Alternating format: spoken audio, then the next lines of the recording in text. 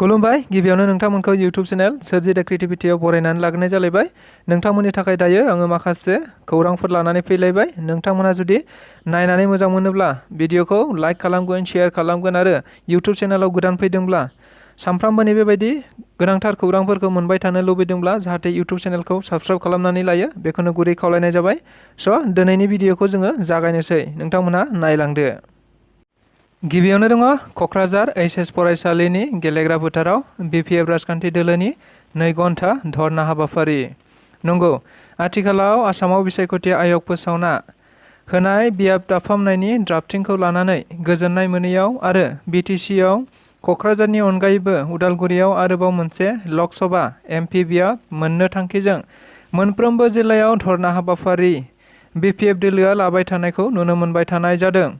थारैनो बेबायदियैनो बे थांखिखौ लानानैनो मैया क'क्राझार HS फरायसालिनि गेलेग्रा फोथारावबो बे हाबाफारिखौ लानाय जादों, जेराव BPFनि आफादगिरि एबा BTCनि बारग' गाहाय मावफुं सोद्रोमा हाग्रामा महिलारि बिथांखौबो नुनो मोननाय जादों। लोगोसे बारग' लेङाइ गाहाय मावफुं सोद्रोमा खाम्फा बरगयारी बिथांखौबो बे हाबाफारियाव बाहागो लानाय नुनो मोन्दों। मख'जाथावदि बे हाबाफारियाव बाहागो लानानै खाम्फा बरगयारी बिथाङा खौरां बिजोङाव बुंदों दि बे खामानिया दाबो जायो जुदि UPPLआ केबिनेट थांखि लानानै आसाम सरकारखौ मानिहोनानै बिसायख'थि आय'गनिसिम दैथायहरोब्ला। बेनिखायनो थाबैनो UPPLनि गाहाय नेहाथारि राजु नार्जारी बिथांखौ केबिनेट लेंनानै थांखि लाहोनो थाखाय खावलायो आरो बेयाव BPFआबो खौसेयैनो दाबि खालामफागोन होननानै खौरांगिरिफोरनि सिगाङाव बुंथिना होबावो मोनगोनां खाम्फा बरगयारी बिथाङा। हाग्रामा महिलारि बिथाङा राजखान्थियारि मुलाम्फानि थाखाय बेबायदि समाव हाब्रु सारलानानै सोरखौबा दाय होनानै सोरखौबा बदनाम होनानै गावनि राजखान्थि मुलाम्फा खालामनायनि बियो सम नङा। जाथिया लुबैनाय बायदि दिनै एबसुआ हांख्रायनाय बायदियै बयबो माहारियारि आफादफोरा हाबा मावगासिनो दं। थारैनो बे बाथ्राखौ बुंदों दुलाराय बर' फरायसा आफादनि मानगोनां आफादगिरि दिपेन बर' बिथाङा। जों बयबो मिथिगौ आथिखालाव BPF हान्जाया बियाब दाफामनायखौ गोजोननाय मोनैयाव गुबुन गुबुन जिल्लाफोराव धर्ना हाबाफारि लाबाय थानाय जादों, जेराव हाग्रामा महिलारि बिथाङा एबसु आरो UPPLखौ बायदि बायदि रावजों सोंखारिबाय थानायखौबो नुनो मोनबाय थानाय जादों। जेराव हाग्रामा महिलारि बिथाङा एबसु आरो UPPLखौ बे उदालगुरि बियाबखौ मोनैयाव एबसु आरो UPPLखौनो दाय जाबसिनदों एबा दायनिगिरिखौ एबसु आरो UPPLखौनो बिथाङा बुंनानै अजद होबाय थानायखौ नुनो मोनबाय थानाय जादों। नंगौ, बेखौ लानानैनो मानगोनां एबसुनि आफादगिरि दिपेन बर' बिथाङा फिननाय होनाय रावै बे बाथ्राखौ बुंदों।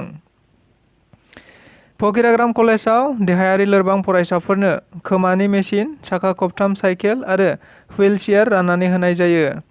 नंगौ, थारैनो आथिखालाव BTS सरकारनि थुलुंगायाव समग्र शिक्षा बिथांखिनि जोहै देहायारि बेंगुरा फरायसाफोरनो बायदि आगजुफोर राननानै होबाय थानाय बायदिनो मैयाबो आरोबाव फकिराग्राम कलेजाव बे हाबाफारिखौ लानाय जायो होननानै मिथिनो मोन्दों। मख'जाथावदि मैयानि बे आगजु राननाय हाबाफारियाव सानजा क'क्राझार बियाबनि MLA मानगोनां लरेन्स इस्लारि बिथांखौबो बाहागो लानाय नुनो मोननाय जादों। लोगोसे बेफोर आगजुफोरा फरायसाफोरनो एसेब्लाबो हेफाजाब होनो हागोन होननानैबो मानगोनां MLA बिथाङा बुंथिनानै होदों। एबसु आरो UPPLनि थुनज्लायनायावनो जों उदालगुरि लकसभा बियाबखौ मोनाखै। नंगौ, जों गोरोन्थिखौ गोरोन्थि होननानै सिमान जादों। नाथाय एबसु आरो UPPLआ सिमान लाया आरो दासिमबो लायाखै। नंगौ, बेफोर गोख्रों अजदखौ होदों BPFनि आफादगिरि एबा BTCनि बारग' गाहाय मावफुं सोद्रोमा हाग्रामा महिलारि बिथाङा।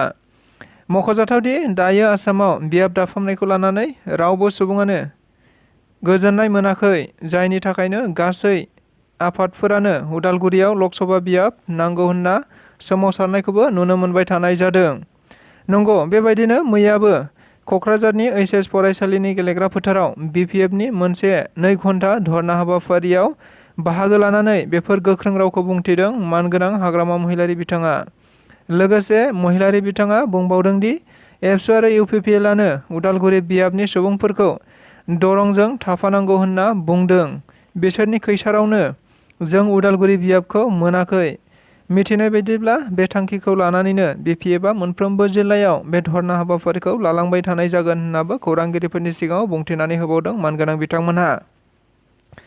दुलाराय बर' फरायसा आफाद आरो क'क्राझार जिल्ला दुलाराय बर' फरायसा आफादनि बानजायनायाव मैया क'क्राझारनि बिगियान फरायसालिमानि न'ब्लाङाव गुबुन गुबुन दोलो आफादफोर आरो मेलेमजिबिफोरखौ लानानै बियाब दाफामनायनि सायाव गोथौयै सावरायज्लायनाय जायो।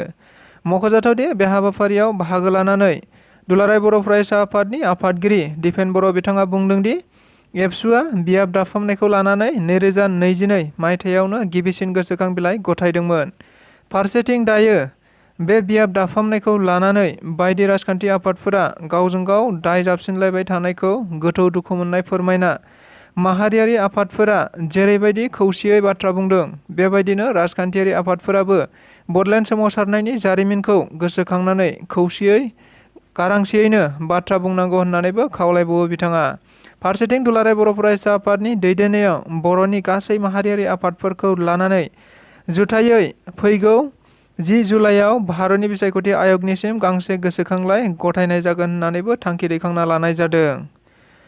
बिजनी सिमलाबारि मानास दैसायाव गंसे बेटारि रिक्साजों ड्राइभारजों लोगोसे 7 दावबायारि सुबुंफोरा दैयाव गलांदों। नंगौ, जाथाया जादों मैया सिमलाबारिनिफ्राय फाथिलाधा थांनाय लामायाव गंसे औवानि दालां दंमोन, जेराव औवानि दालाङा बायनानै ड्राइभारजों लोगोसे गासै 7 दावबायारि सुबुंफोरा दैयाव गलाङो। मिथिनाय बायदिब्ला बे जाथायखौ खौरां मोननानै ओनसोलनि रायजो राजाफोरा गासै 1 घन्टासोनि नाजानायनि उनाव रिक्साखौ बोखांनो हायो होनना मिथिनो मोननाय जादों। गुबुन फारसेथिं बे जाथायाव रावबो सुबुङा एबा रावबो दावबायारिफोरानो जिउ खहा जायाखै होननानैबो खौराङाव मिथिनो मोनबावनाय जादों। बिटिआरनि मावफुं सोद्रोमा धर्मनारायण दासआ दैबानाजों खहा जानाय थावनिफोराव नायदिंहैदों। नंगौ, दायो बिटिआरआव बायदि बायदि जौगाखां हाबाफारि मावबाय थानाय बायदिनो आथिखालाव गोबांथार थाद'नाय गैयै जुब जुब अखा हाबाय थानायनि जाहोनाव गोबां जायगाफोराव एमएलए, एमसिएलए एबा गुबुन गुबुन सुबुंफोरा नायगिदिंहैबाय थानाय बायदिनो खौरांखौ मोनबाय थानाय जादों। थिग बेबायदिनो मैयाबो नाग्रिजुलि बियाबनि एमसिएलए एबा इएम धर्मनारायण दास बिथाङाबो गावनि बियाबनि सिङाव थानाय दैबानाजों खहा जानांनाय ओनसोलफोरखौ नायदिंहैनाय जायो आरो बेफोरखौ थाबैनो सुफुंनाय जागोन होननानैबो खोथा होबोनाय जायो होननानै खौराङाव मिथिनो मोनबावनाय जादों। बर' हारिनि थाखाय मोनसे जोबोद गोजोनथाव खौरां।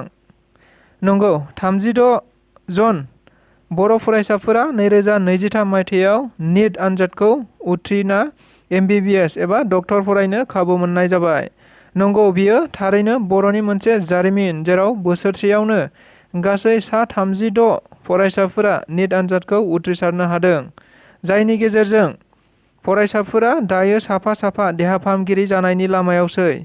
मख'जाथावदि बे फरायसाफोरनि मुं फारिलाइया मैया खौरां बिजोङाव जोबोद गोसारनायखौ नुनो मोनबाय थानाय जादों। थारैनो बे मुं फारिलाइखौ नैबे मबाइलनि स्क्रिनाव होनाय जाबाय।